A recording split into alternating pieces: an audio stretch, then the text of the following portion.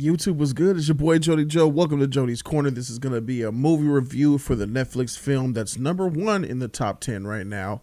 It's Extraction. This is a Chris Hemsworth movie where Anthony and Joe Russo have their creative influences on this.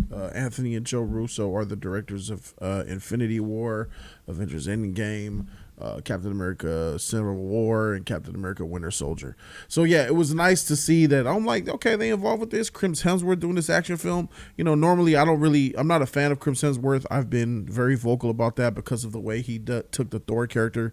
I feel like he didn't do that character justice, and I think he's kind of a joke. But I gave this a shot anyway because it's #1 on Netflix. I said, hey, let me check it out. So Extraction is about this Australian private contracting killer. Chris Hemsworth plays a contract killer spy who has a particular set of skills, and it's these sets of skills that allows him to murder, kidnap, and extract people. So he goes by the name of Tyler. That's his character's name. I believe it's Tyler. And this takes place in India, where a rich kid who has a criminal drug lord father in prison gets kidnapped. The rich kid gets kidnapped by the competing cartel, and in order to get the kid back, the number 2 of the cartel decides to contract Tyler to go in and extract the boy out of hostile territory into freedom. And that's what this is about. So he takes the contract, we get to it, and that's the story. I was impressed with the action sequences in this movie. Yes, I was. Because, you know, Chris Hemsworth, I was automatically saying to myself, like, him playing the tough guy role again. He really loves comedies. You know, he's kind of put himself in that Chris Pratt role for me, like where you never take him quite serious. But with this film here, it's a reality check, and it instantly shown me that he does still have that tough dude, action hero guy still within him, because the action sequences that he partake in this film were absolutely phenomenal. I mean, the execution, the timing, the cuts, the direction was great. And Chris Hemsworth shines here because, bruh, that fool's strength and speed was on full display. He sold it even more, because, you know, there's nothing worse than when you have these high tier quality choreographers and scene makers and stunt crew who are involved with making certain action set pieces and fight scenes in action films look the best they can, when the actor or actresses can't live up to the snuff and make their quality art look trash. I'm looking at you, Birds of Prey, Margot Robbie. Yeah. In this instance, he highlights the choreography, and that's the best thing. That's why I'm talking about it. The fighting action choreography is the best part of this movie, because the story is simple. I mean, there's not really much meat on the bone there, but this is very much an action visual film, not really for its story element.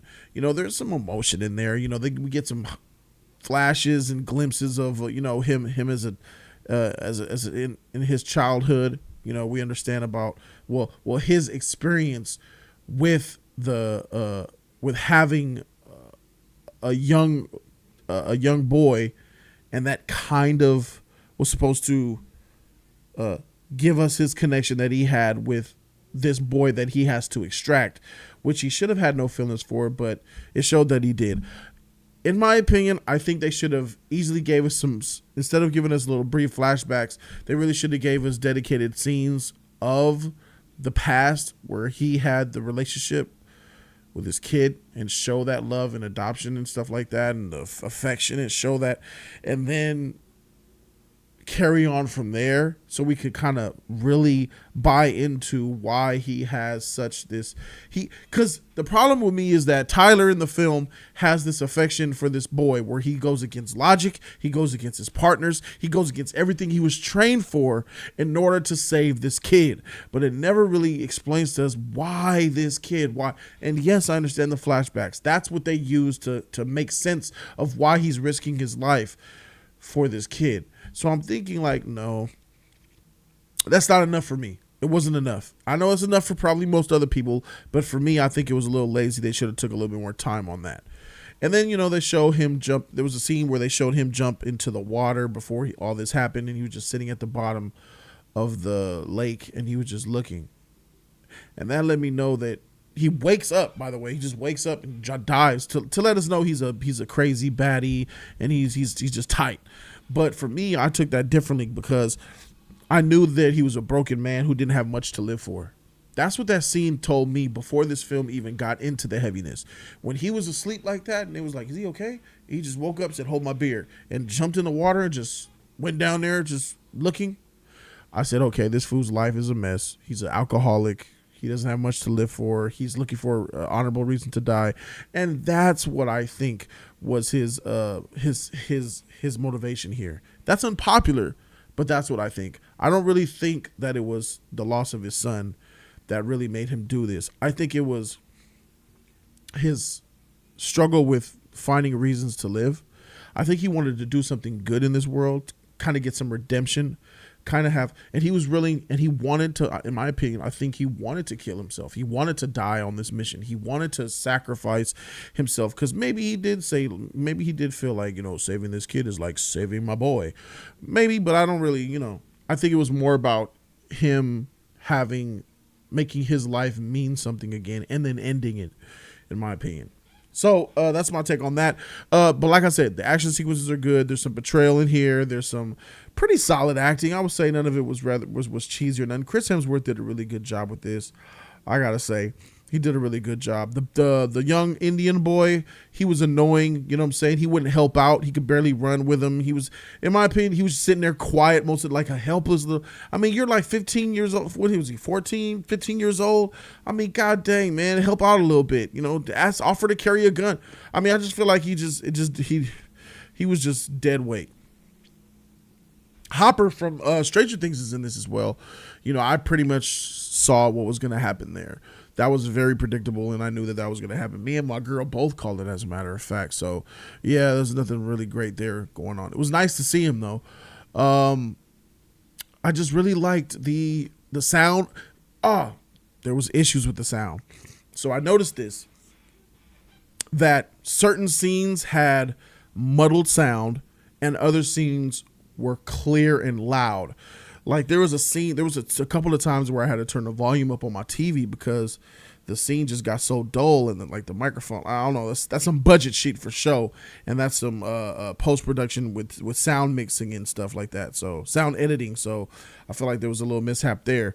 The sound editor takes an L on that one because there was a few scenes where I was like, dang, is this even the same movie? But I know a lot of people probably didn't notice that anyway, so it's okay. But this is a Netflix film, and it has great action. It has great action, and it has great action. That's the most thing that I can say about this. But the story is okay. Characters are okay. I like the idea of them playing, let's get out of the city. I like that. I like the end. I like the end action sequence on that bridge because that number 2 was a straight G. Y'all know who I'm talking about. The number 2 who was chasing after them and then decided to help them. By the way, the decide to help them part, saw that coming too, predicted that. That was obvious.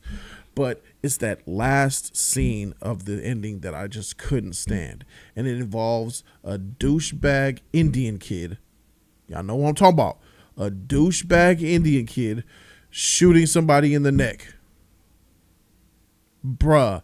And now I knew it was coming. I knew something with this idiot was coming because you only showed him in this film just for that one scene. You showed him with the fingers in the beginning. I'll cut my fingers off. I want him. He made me look like a fool. You only showed his story to have that stupid scene in the end that I felt was, I'm like, you? I wanted to hop through the screen and uppercut him off that bridge my dang self. I hated that part. They should have just deleted that out. Delete that whole entire character out of the film, in my opinion. I just hated it.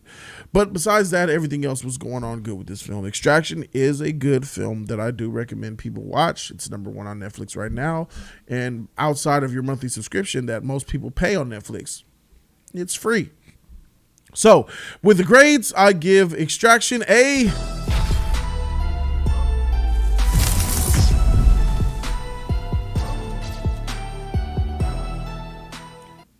it gets that B plus, man. Thank you guys so very much for watching. I appreciate you guys. Subscribe to the channel for more content. Thank you very much. Check out jodyscorner.com for more pop culture news. I am Jody Joe, and I'm out this thing, man. Deuces.